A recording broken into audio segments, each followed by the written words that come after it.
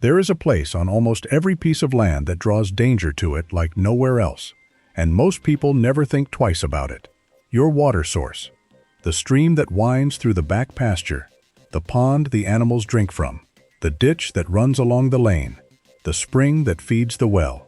Wherever there is water, life gathers, and that includes some of the most poisonous plants on the entire continent, which thrive in exactly that wet, rich ground. These are plants that can kill an animal that drinks or grazes there, harm a child who plays at the water's edge, or poison a forager who gathers greens by the bank. Today, I am going to walk you through 8 deadly plants that grow near your water source, so you can keep your family, your animals, and your water safe. Now let me be clear about my purpose here, the way a good friend would. This is not meant to frighten you away from the water on your land, which is one of its greatest blessings, but to help you know the dangers that gather there, so you can manage them wisely. Wet ground grows some of the deadliest plants there are, and simply knowing their faces lets you protect everyone who drinks, plays, or forages near the water. So walk down to the water's edge with me in your mind, and let me show you 8 plants that every person with water on their land must be able to recognize. We begin with water hemlock, widely considered the single most poisonous plant in all of North America, and one that lives up to its name by loving wet ground above all else. It grows right along streams, ponds, ditches, and marshy pasture, and its thick, chambered roots are extraordinarily toxic, so much so that a tiny amount can kill a grown animal or a person. The danger peaks in spring, when animals graze the lush green growth at the water's edge, and when high water exposes those deadly roots. Learn its lacy white flower clusters and jagged leaves. Keep livestock away from wet, boggy areas where it grows, and never let anyone dig roots near the water without absolute expert certainty. Every year brings sad stories of animals lost to this plant in a single spring morning, and of foragers harmed after mistaking its roots for something edible, which is exactly why it earns the very top of this list. The second plant is poison hemlock, the infamous cousin of water hemlock, which also loves damp ditches, stream banks, and the moist edges of fields. With its lacy white flowers and fern-like foliage, it can be mistaken for harmless wild carrot or parsley, but every part is intensely toxic to both people and animals. It often grows in great stands along wet lanes and waterways, and it can tower over a person by midsummer. Learn to recognize its smooth stems, often marked with purple blotches.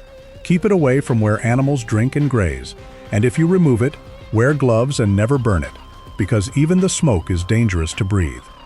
It has spread aggressively along waterways and wet lanes in recent years, so even those who never noticed it before are finding it crowding the edges of their streams and ditches today. Third, we have poison sumac, one of the most toxic plants to the touch in all of North America, and one that grows almost exclusively in wet, swampy ground, bogs, and the flooded edges of ponds and streams. Unlike its dry land cousins, poison sumac thrives with wet feet, and every part of it contains an oil that causes a severe, blistering, painful rash, far worse than ordinary poison ivy. Anyone working near a wet, wooded water source could brush against it without knowing. Learn to spot its smooth, reddish stems and rows of paired leaflets. Keep well clear of it, and never, ever burn it, as breathing the smoke can cause serious internal harm. Because it hides in exactly the wet, wooded, hard-to-reach places people rarely inspect, it is one of the most overlooked touch hazards on any watery piece of land. The fourth plant is the yellow flag iris, a striking plant with tall sword-like leaves and bright yellow flowers that grows right at the water's edge of ponds, streams, and ditches, often planted for its beauty before people realize its danger. All parts of this iris are toxic if eaten, and its sap can irritate the skin, causing real discomfort. Because it grows directly in and beside the water where animals drink and children play, and because it spreads aggressively, it is well worth knowing. Admire its cheerful yellow blooms from a distance, but keep animals and little ones from grazing or chewing on it, and handle it with gloves if you must remove it. It is one of those plants that was often introduced on purpose for its good looks, only for the owner to discover too late just how invasive and how toxic it truly is. Number 5 is bittersweet nightshade, a climbing, scrambling vine that adores damp thickets and the moist ground along streams and ponds, weaving through the brush and hanging out clusters of small purple flowers, followed by glossy, bright red berries. Those cheerful red berries are the danger, because they look appealing, especially to children playing near the water, and they are genuinely toxic, as is the rest of the plant. Because this vine loves the wet edges where families and animals gather, it is a common hazard by the water. Learn its distinctive purple and yellow flowers and shiny red berries, and clear it from anywhere children play or animals drink. Its knack for weaving quietly through the brush at the water's edge means it often goes unnoticed until those bright red berries suddenly appear. The 6th plant is marsh marigold, a lush plant with rounded glossy leaves and bright, cheerful yellow flowers that carpets wet ditches, stream banks, and marshy ground in spring. Here the danger is a sneaky one, because its tender green leaves can tempt a forager who mistakes them for edible wild greens. But marsh marigold is toxic when raw, containing irritating compounds that can cause real harm. This is exactly the kind of wetland plant that catches out the unwary spring forager. Learn to recognize it and remember the golden rule that no wild green from the water's edge should ever be eaten without complete, expert certainty of what it is. Spring is the most dangerous time of all for this, when tender new growth appears everywhere and the temptation to gather fresh wild greens is strongest. Number 7 is skunk cabbage, an unmistakable plant of bogs, swamps, and wet woodland that pushes up early in spring with a strange hooded flower and, later, huge broad green leaves, giving off a distinctive skunky smell when bruised. Every part of skunk cabbage is toxic when raw, because it is full of tiny crystals that cause intense burning and swelling of the mouth and throat if eaten. The danger comes when its large, lush leaves tempt a forager or a hungry animal, while some traditional peoples used it only after very careful, lengthy preparation. For the rest of us, it is a plant to admire and never to eat, a striking but dangerous resident of the wetland. Its sheer size and lush appearance can make it seem like a generous wild vegetable, which is precisely the impression that gets careless foragers into trouble. And finally, the 8th, the buttercup, that innocent-looking, cheerful yellow flower that carpets wet meadows, marshy pastures, and the damp ground near water in great golden sweeps. As harmless as it appears, the buttercup contains an irritating compound that is toxic to livestock and can cause blistering of the skin and mouth. Animals grazing wet, buttercup-filled pastures can be harmed, especially when better forage is scarce, and the plant is a particular nuisance in low, damp grazing ground.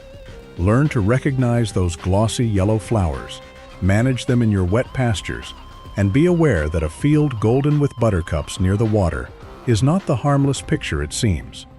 Thankfully, animals tend to avoid it when good grazing is plentiful, but in a wet, overgrazed pasture, the risk climbs sharply, which is why managing those low, damp fields matters so much. Now let me speak to you as one steward of the land to another. The water on your property is a gift and a responsibility both, the source of life for your family and your animals, and that makes protecting it, and the ground around it, especially important. But please hear me, because the answer is not worry, it is knowledge, patiently gained and put to use. Walk your stream banks, pond edges, and wet ditches regularly with knowing eyes, especially in spring and after high water. Keep livestock fenced away from the boggiest, most dangerous corners. Teach your children never to eat any plant or berry from the water's edge, and never to play where you have found something dangerous. This watchful care is the very heart of protecting the water that sustains everything you love. But honesty and care require that I say this very plainly. If you ever suspect that a person has eaten any part of a poisonous plant, contact your local poison control center or emergency services immediately, and bring a sample of the plant if you can. If you suspect an animal has been poisoned, call your veterinarian right away, because with the hemlocks especially, time is everything. And here is one more vital warning about your water source itself, that in warm weather, ponds and slow water can develop toxic blue-green algae blooms, which can be deadly to pets, livestock, and people. If your water turns pea green, scummy or foul, keep everyone and every animal away from it and have it checked. Keep your poison control number and your veterinarian's number somewhere easy to find, long before you ever need them. So the next time you walk down to the stream, the pond, or the spring on your land, that life-giving water you may have passed 1,000 times, look at its banks with fresh and knowing eyes. Among the lush green growth that gathers where the water runs, there are real dangers waiting quietly, drawn to the very same moisture that gives your land its life. This is not a reason to fear your water, but a reason to know its edges completely, the way the wisest old farmers always did, when reading the land and its plants was simply part of keeping everything alive. Learn these plants, teach the ones you love about them, walk your water's edge with open eyes, and stay with me.